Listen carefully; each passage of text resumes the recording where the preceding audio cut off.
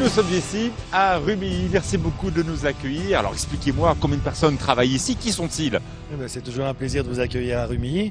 Donc le centre de secours de Rumilly est composé de 16 pompiers professionnels avec moi, 70 pompiers volontaires. On a également une section de 40 jeunes sapeurs-pompiers. Et donc c'est un centre qui travaille en pleine complémentarité, sapeurs-pompiers volontaires et professionnels. Alors bien sûr, vous allez comprendre dans ce Grand 8 spécial que ces pompiers professionnels encadrent aussi les volontaires dans des missions assez extraordinaires car les risques sont partout et tout le temps. Oui, tout à fait. Donc nous, on a des risques assez diversifiés puisqu'on a un bassin industriel assez important. Comme vous savez, il y a l'entreprise Stéphane, entre autres. On a un risque urbain et un risque rural également puisqu'on a beaucoup d'agriculteurs et de fermes aux alentours de Rumilly. Vous allez découvrir tout cela dans le Grand 8. C'était votre rêve de devenir pompier quand vous étiez petit? Oui, moi je suis rentré très jeune sapeur-pompier parce que j'ai commencé jeune sapeur-pompier à l'âge de 6 ans et j'ai jamais quitté le monde des sapeurs-pompiers parce que j'en ai 45 aujourd'hui en passant par pompier volontaire, pompier professionnel et après concours d'officier pour finir chef de centre ici. C'est tout ce que vous allez découvrir dans le cadre de ce Grand 8, comment devenir pompier. Est-ce que vos enfants pourraient pas, pourquoi pas tenter l'aventure de jeunes sapeurs-pompiers? Un Grand 8 spécial au cœur de l'urgence avec plein de métiers, plein de choses. C'est tout de suite.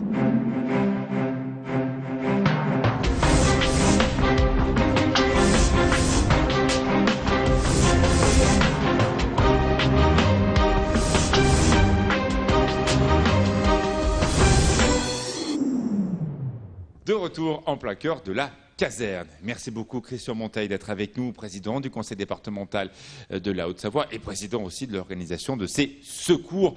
On a la chance d'avoir d'abord de très beaux camions et autres instruments qui permettent aussi de nous sauver la vie. C'est un rêve de gosse de voir tout ça, non? C'est un rêve de gosse, c'est aussi l'envie de répondre aux besoins des Hauts-Savoyards, des nombreux touristes qui fréquentent notre territoire.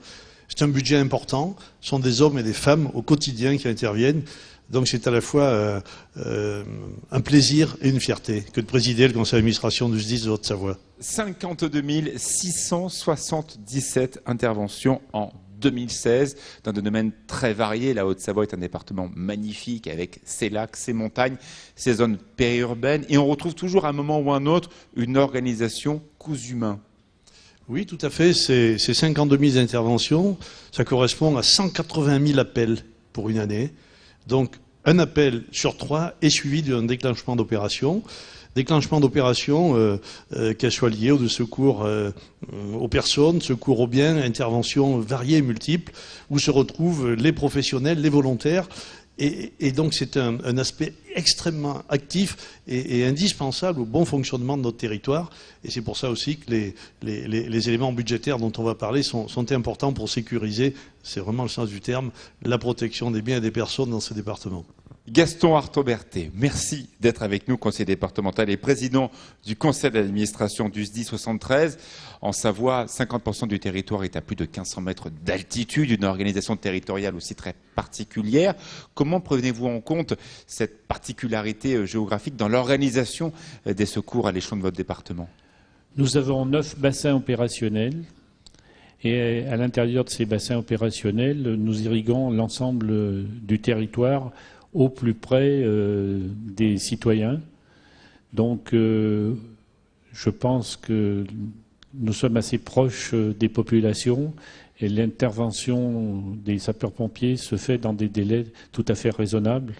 On va en parler tout à l'heure, effectivement, on a envie de savoir comment marche tout ça. Alors, je vais présenter dans quelques instants mon capitaine, merci d'être avec nous. Capitaine Loïc Perrault, vous êtes savoyard, vous êtes d'Albertville, le chef de centre d'Albertville. Mais auparavant, on va découvrir tout ça un petit peu en images. L'organisation des secours en Haute-Savoie, c'est la présentation de ce que vous connaissez, appellement nommé le SDIS 74, en images et en commentaire.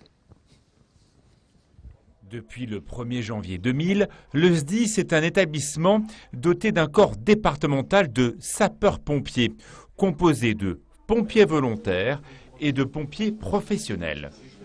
En 2016, ce sont 52 677 interventions sur l'ensemble du territoire. Des accidents de la route, des opérations diverses, toutes coordonnées depuis cette plateforme assez unique. Chaque service aujourd'hui réuni autour de la plateforme a des missions propres qu'il continue d'assumer. Le grand intérêt de cette plateforme, c'est simplement qu'on peut accroître la réactivité et la transmission d'informations. Lorsqu'il s'agit d'une intervention médicalisée, on va avoir une prise en charge et un pilotage qui est réalisé par le SAMU. Et lorsqu'on a une intervention notamment sur les feux ou sur des incendies, on va avoir un pilotage et des véhicules du service départemental d'incendie et de secours qui vont être mobilisés. Donc il n'y a pas de changement de mission entre les services. Simplement un meilleur ajustement des moyens à mobiliser pour partir sur le terrain. Et ce sont donc 3800 hommes et femmes capables d'intervenir 24 heures sur 24 sur l'ensemble de la Haute-Savoie. Chacun reste dans son corps de métier, chacun est donc mobilisable au plus près des besoins. Les SAMU, les pompiers, tout le monde travaille main dans la main avec de nouvelles techniques, notamment de géolocalisation, qui permettent de savoir exactement où il y a eu un accident. Pour rassurer ces personnes, c'est justement le double système qui est aujourd'hui rassurant ici. On a à la fois la géolocalisation qui est un outil nouveau, mais qui peut paraître déconcertant pour des personnes âgées si on leur explique qu'il faut passer par un SMS, qu'il faudrait répondre. On peut comprendre que ça puisse les effrayer. Par ailleurs, on sait tout de suite, avec notre ancien système, localiser sur une zone l'endroit où elle se trouve. Et donc de leur dire... On vous a identifié, on sait où vous êtes et de toute façon, ce sont bien les pompiers qui sont les plus à proximité qui vont se rendre à votre domicile ou sur le lieu de votre accident. La Haute-Savoie est donc l'un des rares départements où il existe une véritable synergie entre, par exemple, le service de téléalarme, les sapeurs-pompiers, le SAMU, même les ambulances privées font partie de ce plateau technique que l'on appelle le CTRA.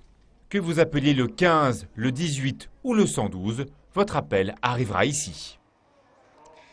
Voilà, reportage réalisé la semaine dernière. Mon capitaine Loïc Perrault, merci d'être avec nous. C'est vrai que j'ai eu la chance d'aller visiter tout ça la semaine dernière. J'étais très étonné de voir que, quel que soit l'appel que j'ai pu effectuer là en temps réel, ça arrive dans cette plateforme et de voir tout le monde travailler en bonne intelligence. Ce n'est pas le cas dans d'autres pays où parfois c'est une véritable surenchère sur une même intervention où eh bien, effectivement, les pompiers de tel pays vont être en concurrence avec des organismes privés, par exemple. C'est une chance et une richesse pour nos territoires. On travaille de plus en plus en interopérabilité, en interservice, et on va le voir dans le reportage qui suivra par rapport au Turin Mast notamment. Et ce qui fait notre richesse et notre force, c'est justement toute cette coopération entre les sapeurs-pompiers professionnels, les sapeurs-pompiers volontaires, les personnels administratifs et techniques, donc quand on ne parle pas assez dans les services départementaux. Et vous leur rendez hommage, c'est très bien. Qui sont tous au service de la performance opérationnelle, de la réponse opérationnelle qu'on va amener sur le terrain au plus proche de la victime, dans les délais les plus courts. Christian Montaille, d'ailleurs, ça peut sonner n'importe quand, hein, parce qu'on n'est pas ici dans un endroit fictif, c'est une vraie caserne qui fonctionne tout le temps. Christian Montaille, c'est étonnant de voir que toutes ces personnes, et c'est vraiment une spécificité de la Haute-Savoie, travaillent ensemble, se connaissent, se donnent des coups de main. Moi, ça, je l'ai vu entre les sapeurs-pompiers d'un côté, le SAMU de l'autre, ou le téléalarme, où une personne, pendant que je faisais le reportage, s'était cassé la figure, elle avait appelé sur le bouton, et du coup, ça a déclenché le secours des sapeurs-pompiers. Parce qu'on est ensemble, on s'organise mieux. Absolument, nous sommes complémentaires. Et c'est le mot peut-être. Une famille énorme et immense, celle des secours, la complémentarité. D'abord des jeunes arrivants et des anciens, chacun apprenant à l'autre, des hommes et des femmes, des gradés et des officiers, ceux qui sont dans l'active, ceux qui sont dans le back-office, l'administration dont on parlait tout à l'heure et dont on a besoin. Eh bien, cette famille, donc, elle est prête à réagir immédiatement. Et ce centre de traitement de l'alerte, où nous avons à la fois le SAMU, les pompiers, les ambulanciers, la téléalarme du département qui est installée là, le SAMU social également. On a couvert la totalité des interventions potentielles, à part celle de la gendarmerie. C'est en train de s'imaginer dans d'autres territoires, mais pour l'instant, nous avons sous la main tout ce qui nous permet de démarrer immédiatement, dans l'immédiat, déclencher la réaction immédiate des secours. Un appel toutes les 4 minutes, 144 interventions par jour. On m'a très clairement expliqué que, par exemple, le week-end dernier, où il a fait très beau, c'est des jours d'astreinte pour la quasi-totalité des personnels. Il y a beaucoup de monde dans nos départements touristiques. Ils sont prêts à intervenir n'importe quand. Même chose, j'imagine, pour les veilles de jours fériés, la fête du lac et les gros événements des départements de la Savoie. Je pense également à Musique Lac et plein d'autres où tout le monde se tient prêt. Nous allons maintenant, Gaston Artaud-Bertré, parler effectivement de ces grands exercices, parce que voilà, la France a malheureusement connu des épisodes tragiques. On pense à Paris, on pense à Nice. Ça peut également aussi se passer dans nos départements des Pays de Savoie. Pourquoi d'abord un exercice en conditions réelles d'une attaque massive à l'aéroport de Chambéry? C'est une énorme organisation. La presse a été invitée et on a vu à quel point le professionnalisme était la clé de l'ensemble du dispositif. Par rapport à ces événements tueries de masse, je crois qu'il faut préparer les équipes à intervenir dans les meilleures conditions possibles et il n'y a bien que l'entraînement qui leur permettra d'être le plus efficace possible. Évidemment, ce n'est pas la réalité, ce n'est qu'un essai, mais vous allez le voir que l'ensemble des forces de secours étaient parfaitement mobilisées, parfaitement coordonnées. Vous le voyez à travers ce reportage. L'aéroport Chambéry-Savoie-Mont-Blanc avait de drôles d'allures ce mercredi 18 janvier. Une centaine de bénévoles se préparant activement à un exercice attentat avec parmi eux des agents du conseil départemental, du SDIS, de la Croix-Rouge ou encore 50 élèves du lycée Louis-Armand de Chambéry. Du coup sur la joue, un éclat de verre qui lui est arrivé dans la joue et forcément elle a une plaie due à ça. Alors en fait moi je fais partie d'une classe CDSG Défense à Louis-Armand et on est là pour aider les pompiers, la Croix-Rouge et toutes les forces à faire des exercices. Donc là c'est une simulation d'attentat. Donc nous on sert de victimes pour que ce soit plus réel et qu'ils puissent mieux travailler. Organisé par la préfecture de la Savoie et pour la première fois depuis la définition d'une nouvelle doctrine d'intervention par le ministère de l'Intérieur, cet exercice regroupait 230 personnes au total, en mobilisant l'ensemble des acteurs impliqués dans les situations touchant de nombreuses victimes, ceci jusqu'à la mobilisation en parallèle des hôpitaux du secteur. On fait une opération en miroir sur l'hôpital en ce moment même. Chaque fois qu'un patient va être extrait d'ici, il va être injecté dans l'hôpital en temps réel pour aller au bloc opératoire, pour être pris de manière urgente dessus, avec 16 services hospitaliers qui jouent avec le SAMU aujourd'hui, ce matin, l'exercice attentat.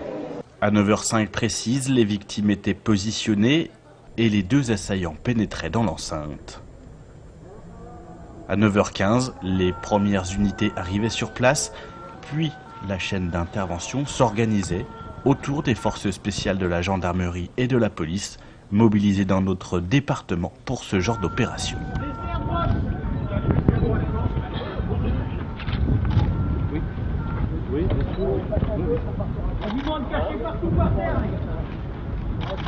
Quelques minutes plus tard, les premières victimes étaient évacuées et mises en sécurité avant que ne puisse être enclenchée l'opération de secours.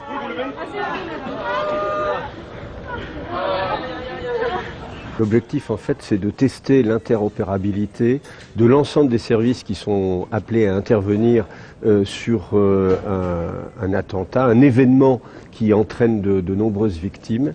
Et évidemment, le contexte et les tristes événements qu'a connus notre pays depuis un certain nombre de mois font que on s'est posé des questions. Il y a eu des retours d'expérience sur malheureusement des événements réels, et c'est cette coordination dans des conditions particulières que l'on cherche à tester aujourd'hui.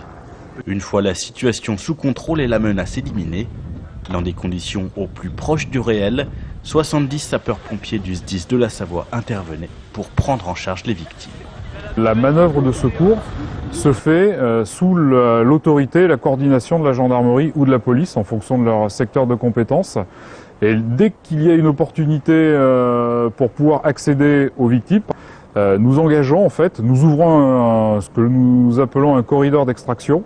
Et dans ce corridor, nous engageons les personnels de nos groupes de reconnaissance, d'extraction et de sauvetage qui vont pouvoir faire un dégagement d'urgence. Donc vous l'avez vu, hein, nous mettons en œuvre des équipements très particuliers, donc ces espèces de brancards traînés, tractés, qui sont en fait des transpositions de ce qui se pratique pour le secourisme au combat.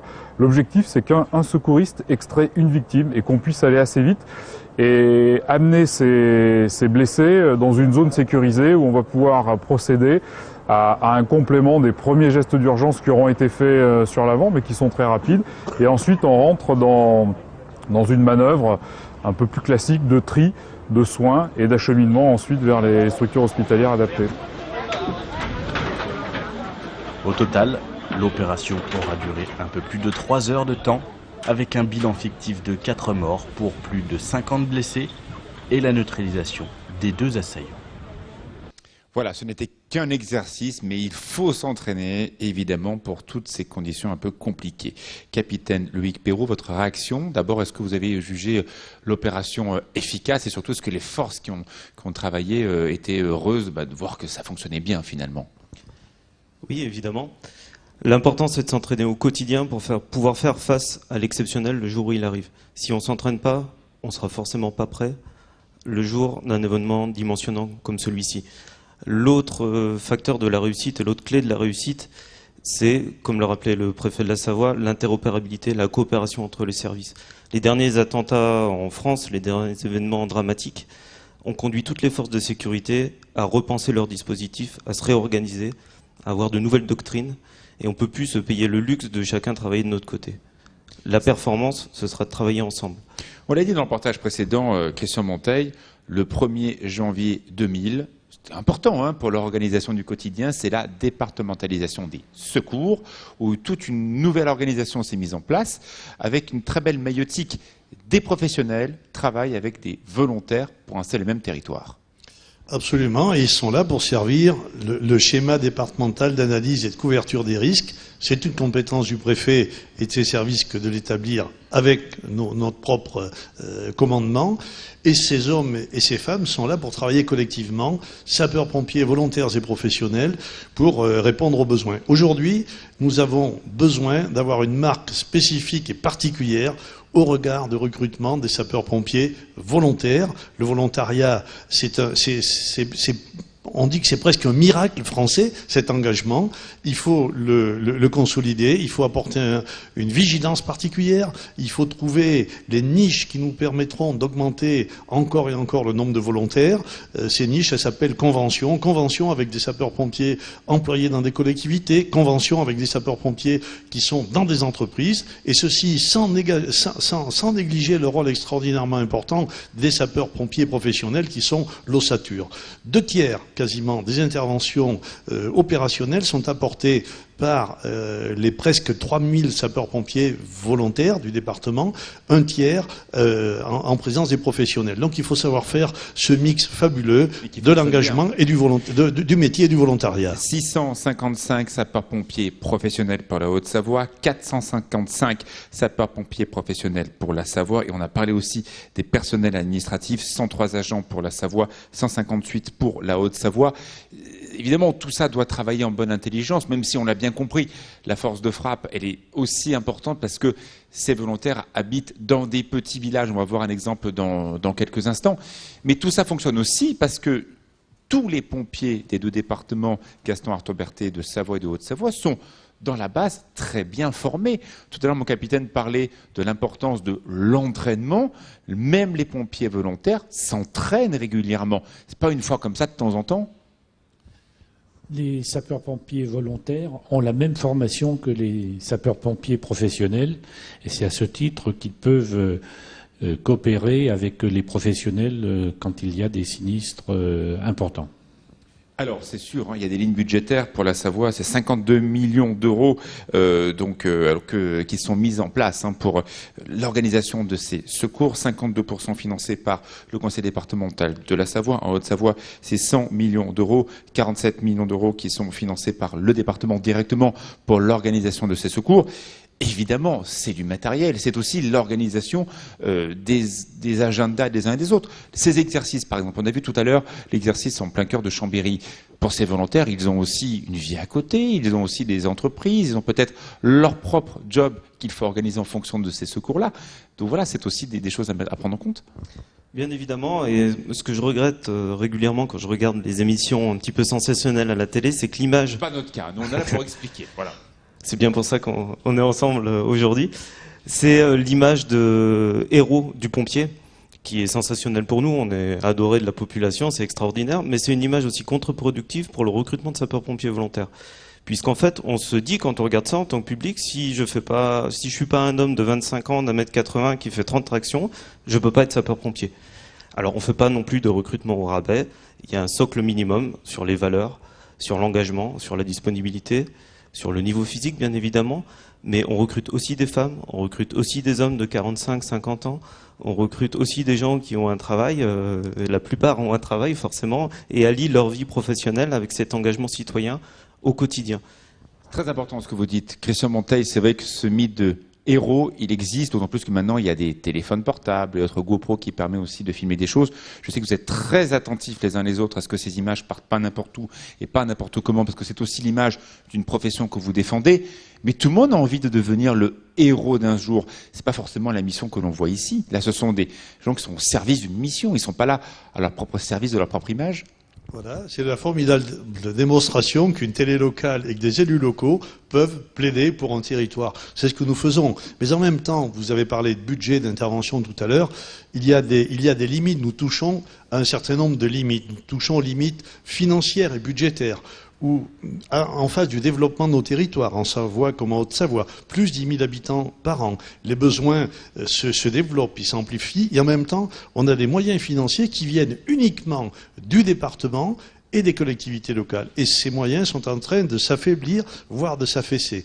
Donc, j'ai choisi, moi, en Haute-Savoie en particulier, de reposer la question du financement, non pas pour le limiter, mais pour le maintenir, et en même temps de réorganiser, de rendre encore plus efficace la gestion de nos crédits et de repenser un mode de fonctionnement. Nous l'avons fait, vous l'avez dit il y a quelques instants, il y a une quinzaine d'années avec la départementalisation.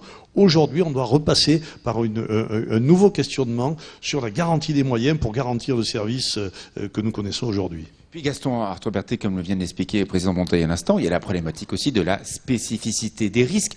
On a parlé là, en l'occurrence, d'une attaque terroriste. Ça peut être aussi une attaque, pourquoi pas, par exemple, d'éléments bactéricides. On peut parler aussi de problématiques liées à des risques de centrales nucléaires qui sont à proximité de nos zones aussi. On peut parler aussi, bien sûr, des incendies qui sont plus communément appelés dans les deux départements. Il y a de plus en plus, la société de plus en plus en face à des risques opérationnels très forts qui demandent aussi des spécialisations. On a également les risques naturels. On l'a vu dernièrement en Savoie avec l'avalanche qui s'est déclenchée à Tignes. Donc les sapeurs-pompiers doivent, dans tous les cas de figure, porter secours, quelles que soient les conditions, quelles que soient les façons dont les sinistres sont arrivés. C'est quand même 3% des risques, ces risques naturels pour le département de la Savoie. C'est très important, c'est à peu près la moitié des interventions sur la circulation, alors qu'on aurait peut-être imaginé que c'était bien plus. Je pense personnellement que les territoires ont imaginé de pouvoir rendre les secours partout dans la mesure où les casernes sont à proximité des populations. C'est pour ça que ça marche. On a 90 centres de secours en Savoie et donc ils sont dispatchés de façon assez régulière sur le territoire. 44 centres de premières interventions en Savoie, 29 centres de secours, 7 centres de secours principaux et aussi une suralimentation de ces postes-là en période saisonnière. L'activité touristique est importante dans les deux départements. Là, on est en pleine zone de vacances scolaires. Là, les Parisiens sont partis il y a quelques jours, mais on comprend bien que plus il y a de monde, plus il y a besoin potentiellement de secours avancés. La population de la Savoie, c'est 460 000 habitants. Et en période hivernale et avec les sports d'hiver, on monte facilement à 800 000 habitants, voire plus dans certaines Et pourtant, quelle réussite, hein. Délai moyen de traitement d'une alerte, c'est 2 minutes 24 pour la Savoie, à peu près la même chose évidemment pour la Haute-Savoie, et le délai de traitement pour 90% des appels, c'est à peine plus de 3 minutes dans des départements où nous, si en voiture, on part d'un point à un autre, on va mettre parfois 2-3 heures à traverser. Je crois que la ligne la pire, c'est quand on part de Châtel pour aller jusqu'en bas de la Maurienne. Il y a des kilomètres, et pourtant vous arrivez à maintenir des temps de traitement très très courts. Tout à fait. Ces temps sont très courts parce que on a des hommes et des femmes qui sont aguerris, qui sont formés, qui sont prêts à et c'est là où ils deviennent des exemples, à agir immédiatement, parce qu'on a un système de gestion de l'alerte et parce qu'on a du matériel, ce camion et beaucoup d'autres, qui sont performants, prêts à partir.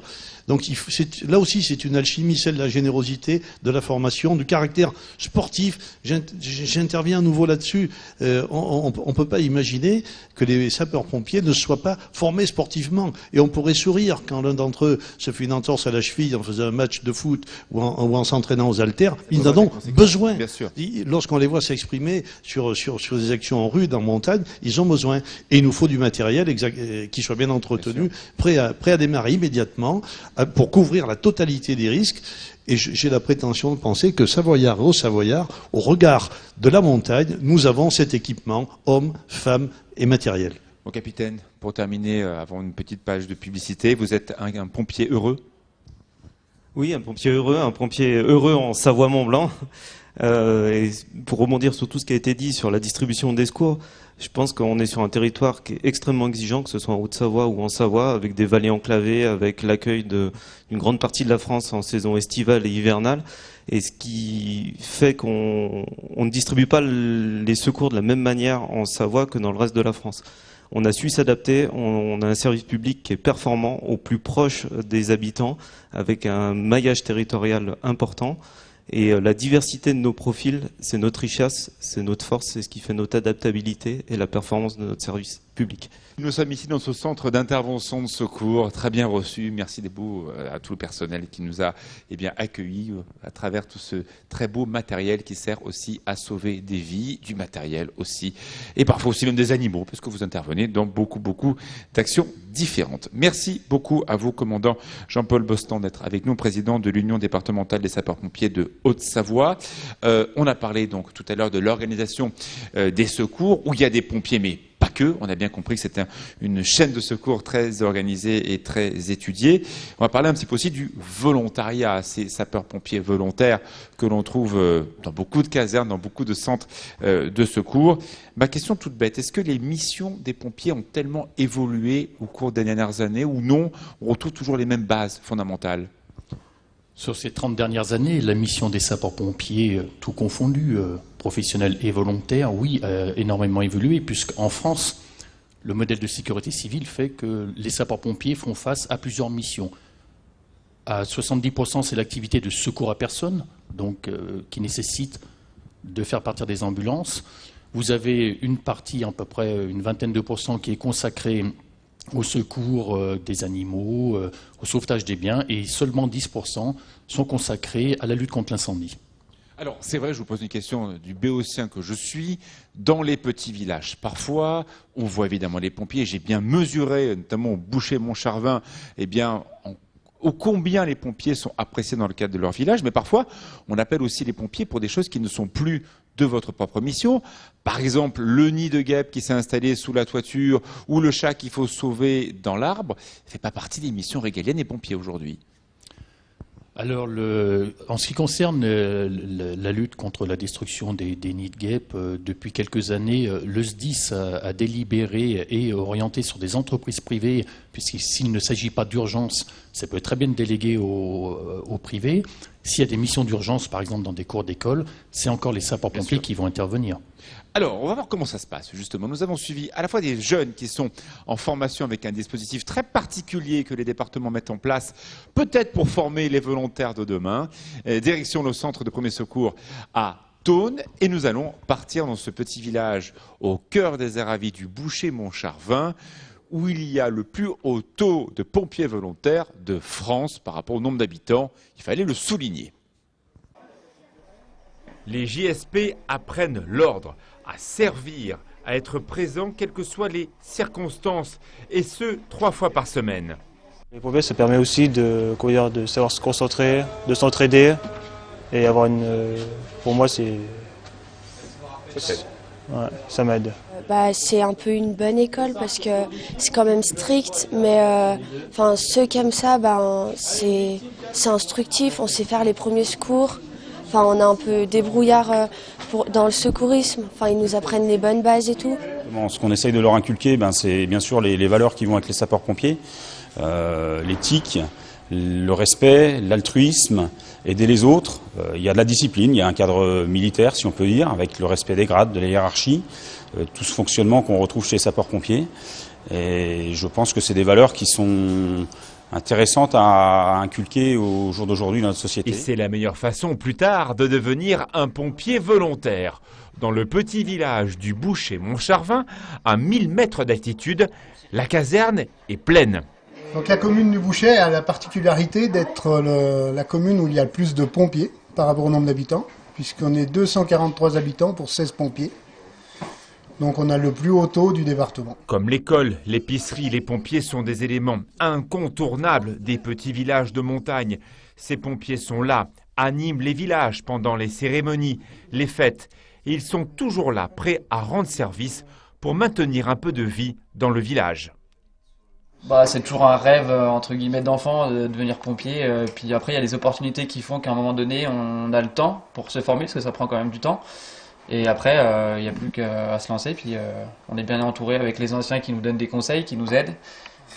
Une anecdote, à 18 ans, je suis rentré au bal au Villars-sur-Tourne gratuitement, au bal des pompiers. Donc j'ai pas eu le choix de rentrer aux pompiers.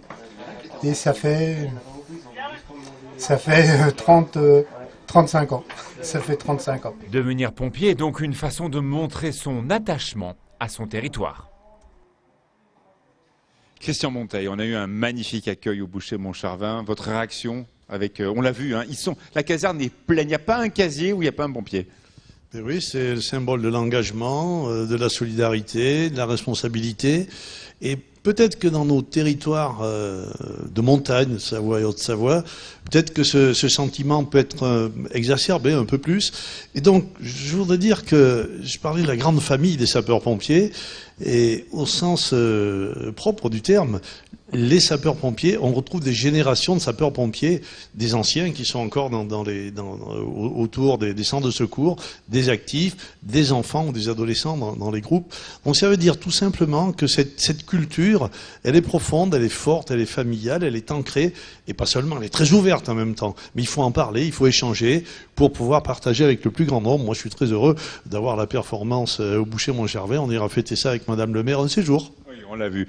Gaston Artois-Berthet, c'est vrai que dans les villages de montagne, on l'a vu, hein, tous les pompiers sont formés de la même façon, même si bien sûr après il y a des spécificités différentes, parce qu'il y a aussi des pompiers professionnels, on l'a dit tout à l'heure, mais bien sûr la connaissance du terrain local, la connaissance de tel endroit où il ne faut pas passer, aider l'hélico à approcher pour pouvoir se poser, pourquoi pas un risque lié à une problématique d'un territoire. C'est ça aussi l'intérêt de ces centres de secours, avancer tout là-haut dans la montagne. Tout à fait. Je pense que sans ce rapprochement des centres de secours, des populations, il y aurait sûrement des difficultés à pouvoir rendre ce secours à l'ensemble des concitoyens.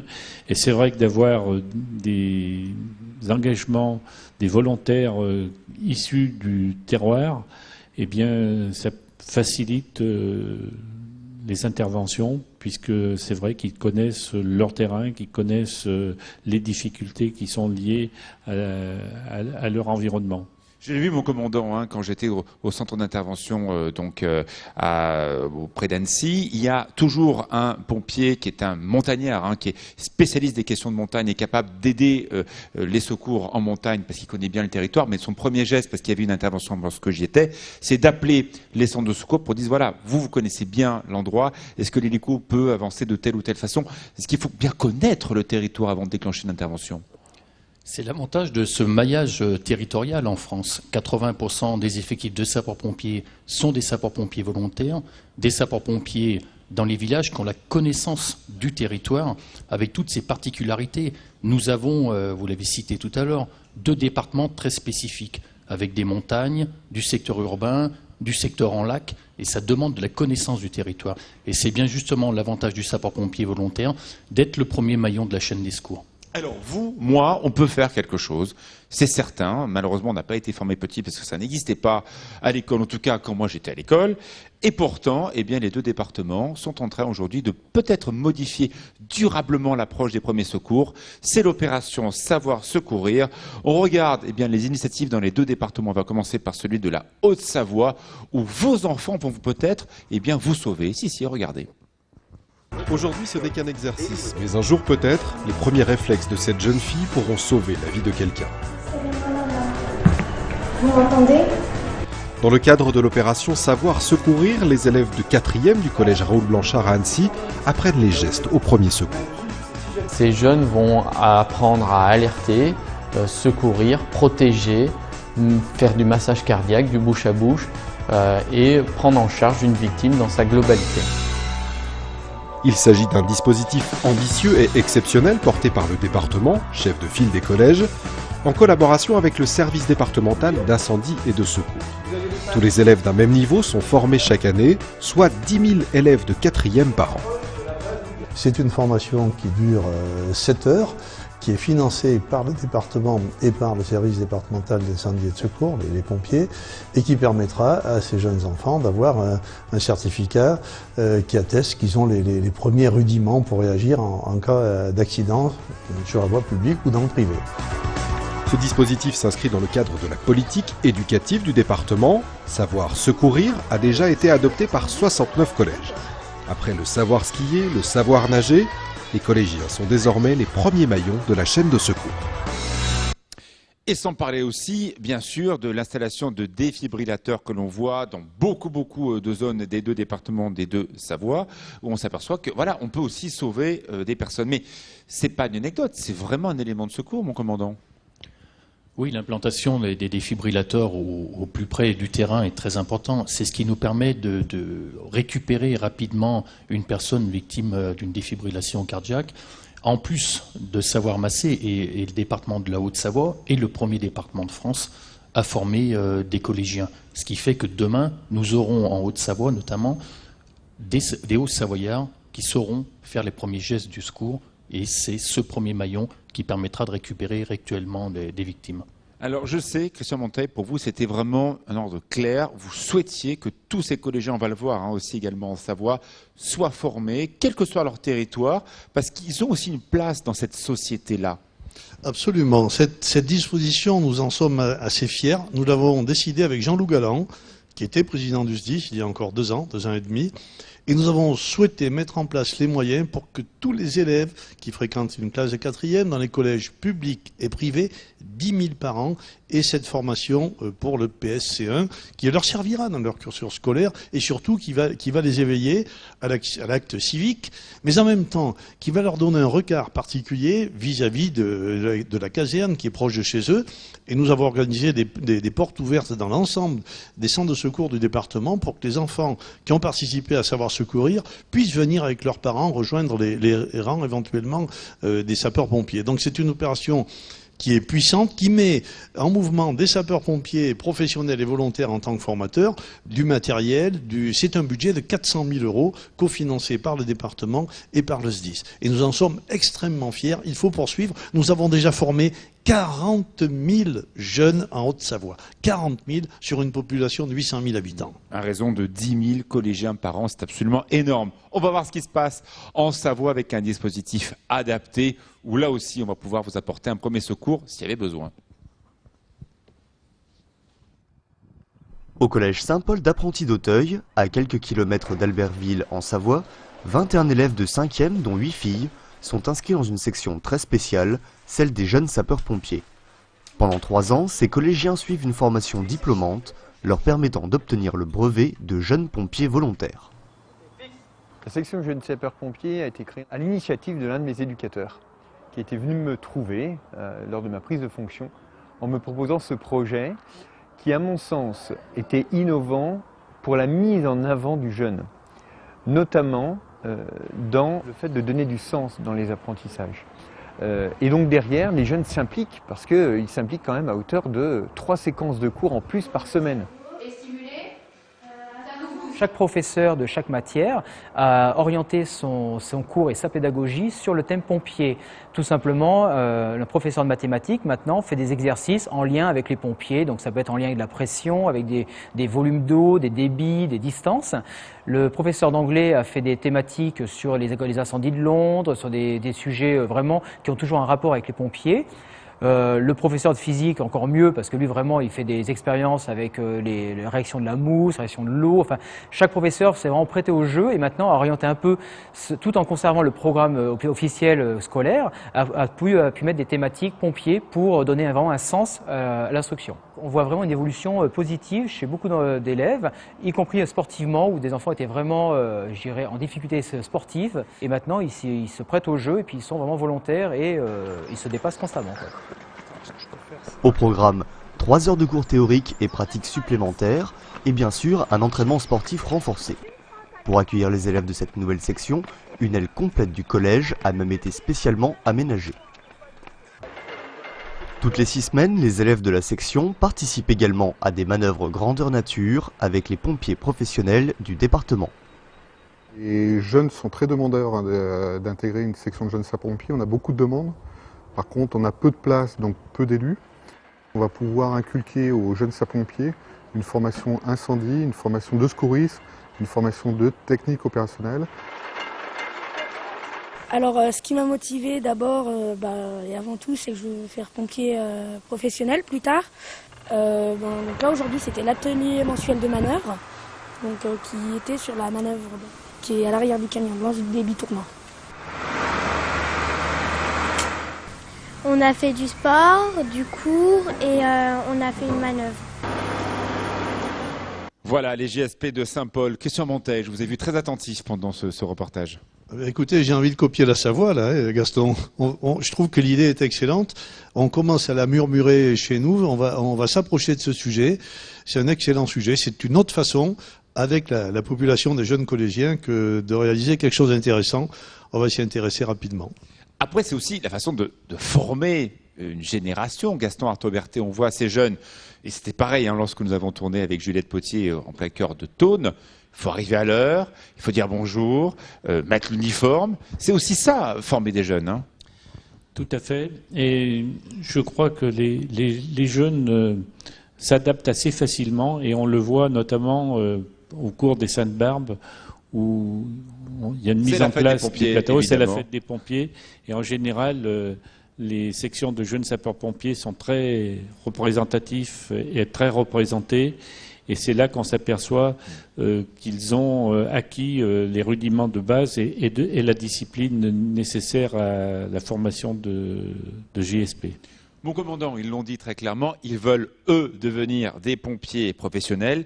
Mais je me souviens, il y a 4-5 ans, dans certains villages, partout en France, ça c'est pas uniquement qu'un sujet savoyard, il y avait une véritable crise des vocations. Je me souviens de certaines casernes qui ont dit, attendez, s'il n'y a pas de nouvelles personnes capables de venir nous donner la main, c'est un mot que l'on emploie souvent en Savoie, non, on ne sera pas capable de tenir les casernes ouvertes, parce que s'il n'y a pas suffisamment de monde, ces casernes ne pourront plus fonctionner. On en est où aujourd'hui ? On parle des jeunes sapeurs-pompiers. 70% des jeunes sapeurs-pompiers intègrent un casernement, qu'ils soient sapeurs-pompiers professionnels ou volontaires. C'est une véritable pépinière. Beaucoup des effectifs, moi le premier, quand je n'avais pas de cheveux blancs, je suis issu d'une section de jeunes sapeurs-pompiers. Un des travails pour le volontariat, oui, on a connu une légère chute du volontariat, mais surtout le travail aujourd'hui qui est important, et le président Monteil en a parlé tout à l'heure, c'est la disponibilité des sapeurs-pompiers. Il y a un travail important dans ce domaine, notamment ça peut passer par le biais des conventions, soit avec les collectivités territoriales, soit avec le monde de l'entreprise privée. Et c'est cette disponibilité-là qui pose problème depuis quelques années maintenant dans le monde des sapeurs-pompiers. Alors, en moyenne, la fidélisation, Christian Monteil, des sapeurs-pompiers volontaires en Haute-Savoie et en Savoie est à peu près de 11 ans. Et bien sur les 3000 sapeurs-pompiers volontaires en Haute-Savoie, 20% sont des femmes et d'une moyenne d'âge globale de 34,5 ans. J'avais envie de rajouter quelque chose après Jean-Paul Boslan, c'est que la formation des jeunes sapeurs-pompiers elle n'est pas réalisée par le SDIS lui-même, elle est confiée par l'amicale. Et elle est portée par cette amicale qui donne un sens particulier. Et dans tous les enchaînements qui se font entre sapeurs-pompiers volontaires et professionnels, deuxième point, ils évoluent tous de la même façon dans l'acquisition de grades. On commence dans un grade, on poursuit, on devient sous-lieutenant, lieutenant, capitaine, commandant, de la même façon qu'on soit sapeur-pompier volontaire ou professionnel, et ça, c'est un élément de cohésion aussi. Pour certains, c'est un métier, pour d'autres, c'est un engagement volontaire qui fait l'objet de rémunération pour le temps passé, mais c'est une force, une synchronisation extrêmement importante. On chemine de la même façon dans le grade. Gaston Artaud-Berthet, c'est vrai que si on veut découvrir tout cela, il y a les semaines du volontariat pour faire développer ces métiers en Savoie. Il y a toujours besoin de nouveaux profils. Tout à fait. Et le volontariat peut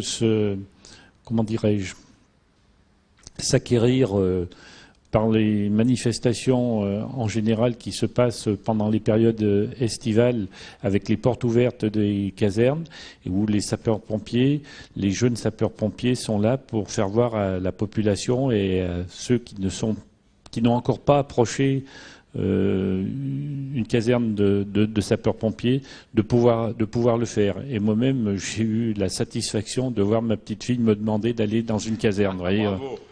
Ben voilà. Alors bien sûr, l'ensemble de ces métiers, parce qu'on a bien compris qu'à la finale c'était aussi des métiers, même si bien sûr il y a toute une base de volontariat qui est très forte, mais il y a, on le rappelle, des cadres administratifs et des pompiers professionnels et qui encadrent tout ça.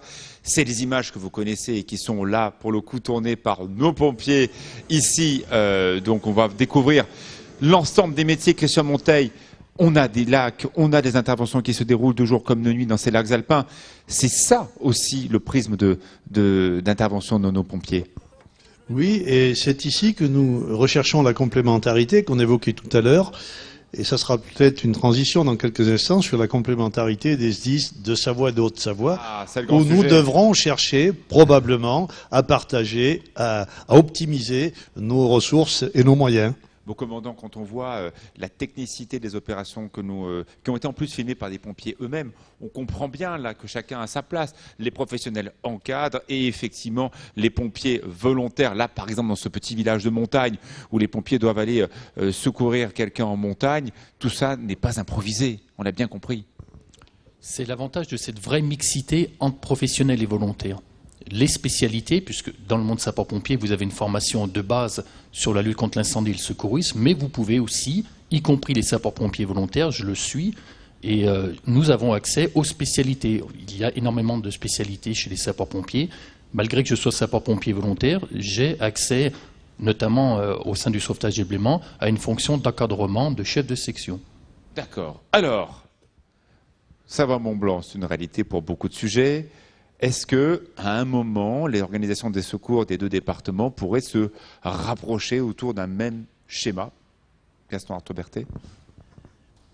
Et je pense que cette forme de mutualisation a déjà commencé. Il y a eu des réunions entre les services de secours de la Haute-Savoie et de la Savoie.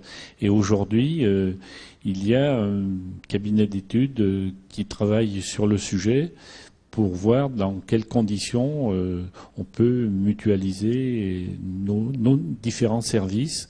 Et je crois que c'est une volonté commune entre le département de la Savoie et de la Haute-Savoie. Et je laisserai Christian Monteil, bien évidemment, développer Alors, Christian Monteil, on a déjà vu dans ce centre d'intervention qu'on a vu tout à l'heure, déjà être arrivé à un petit miracle, c'est de faire travailler des gens qui ne travaillaient pas réellement directement ensemble. Je pense aux ambulanciers, aux SAMU, aux pompiers, à la téléalarme, que tout le monde se retrouve autour de la grande Marguerite qu'on appelle le centre de secours. Que tous ces gens-là travaillent ensemble, c'est déjà une vraie prouesse. Est-ce qu'à un moment ou à un autre, cette organisation ne va pas dépasser la limite administrative départementale ? Alors, je pense que nous l'avons déjà dépassé. D'ailleurs, nous sommes ici à Rumilly, capitale de l'Albanais. L'Albanais, c'est Albens, Albi et Rumilly, aux confins des deux départements. Mais ça, c'est pour le symbole. Nous l'avons dépassé parce que nous mettons en place des moyens en commun sur la pharmacie, par exemple. Nous avons des appels d'offres en commun et nous pouvons aller certainement plus loin. Il y a un certain nombre de pistes. La question que nous nous sommes posée en Haute-Savoie, puis en Savoie, c'est de savoir si, pendant les 10 prochaines années, nous pouvons sécuriser les moyens financiers pour que le service soit toujours apporté, sans toucher au niveau de service, sauf peut-être sur les questions d'intervention plus ou moins banales et qui peuvent être refacturées. Jean-Paul Bosselin en a parlé il y a quelques instants. Donc nous sommes en train de rechercher l'optimisation des moyens. Que faut-il faire? On ne sait pas le dire nous-mêmes. On a demandé à un cabinet, et c'est une prestation que nous avons commandée en commun, de nous faire une photographie et des éléments de proposition. Il y en aura très prochainement, ça va dans les 2 ou 3 mois qui viennent, les conclusions vont nous être rendues. Donc, tout est possible, tout est permis en matière de discussion. Et si nous avons de réelles économies et de réels avantages à tirer, de mutualiser et de se rapprocher davantage encore, nous envisagerons de le faire. Quoique aujourd'hui, la loi ne nous permet pas de fusionner les 2 SDIS. La loi nous l'interdit. Et nous autorise simplement à faire une troisième structure au sommet des 2. Alors, des structures, nous on en a assez. Oui. Dans nos départements, on n'a pas envie d'en créer d'autres, donc ça ne sera même pas question d'y penser.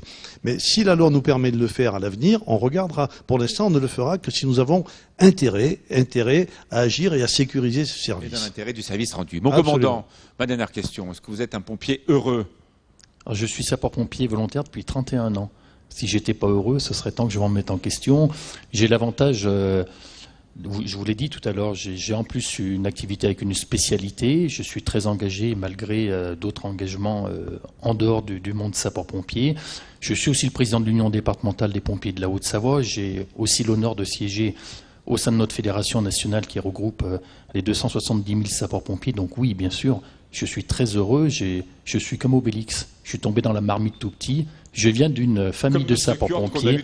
Tout à fait. Qui rentre au bal des pompiers et finalement il est resté. Moi, j'ai pas eu besoin du bal. Je suis rentré par la section des jeunes sapeurs-pompiers et depuis 31 ans, j'ai la chance de pouvoir sauter de jour comme de nuit dans mes bottes. Merci infiniment à vous tous, à Juliette Potier qui nous a organisé tout ce tournage avec la complicité de Cécile Menu et de Fabrice Salito. C'est le Grand 8. On a été en tout cas très heureux de découvrir et de donner pour une fois un coup de chapeau à celles et ceux qui veillent sur nous, d'où qu'ils viennent. À très bientôt.